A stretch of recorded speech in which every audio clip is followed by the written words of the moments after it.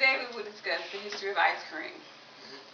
When I was a kid, my grandmother always kept a lot of the grandkids during the summer break. There was like 15, 20 of us. And one of the things she would do is make us desserts. We could go outside and pick berries and everything like that, and she would make us a dumpling. But she would also make us homemade ice cream. And I think that's why I enjoyed the homemade ice cream so well. And Webster says the definition of ice cream is frozen dessert usually made from dairy products such as milk and cream combined with fruit or other ingredients.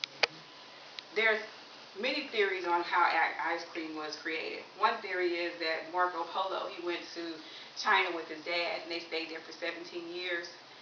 And while they were there, they had some kind of, it wasn't called ice cream then, it was like an iced milk or iced fruit. So he became so infatuated with it that when he came back 17 years later, he wanted some ice cream.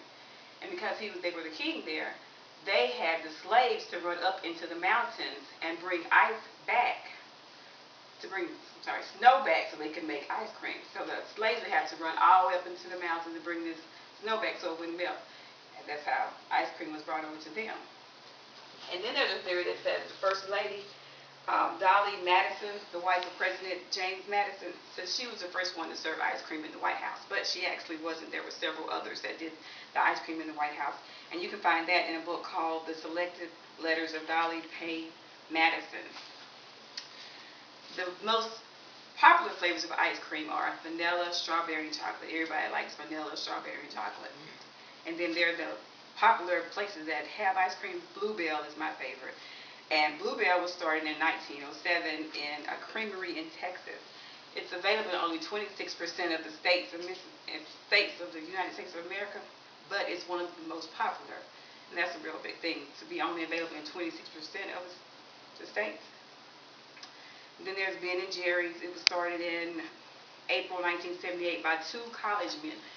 They had graduated from college and couldn't decide what they wanted to do with their life, but they enjoyed ice cream so much. So they had took out a loan of $4,000 from a bank and combined that with their savings, and that's how Ben & Jerry's, the big ice cream company, got started.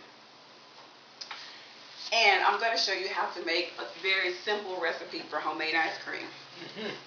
You combine 3 egg yolks, 2 cups of heavy cream, and you can use any brand. I got the Kroger brand.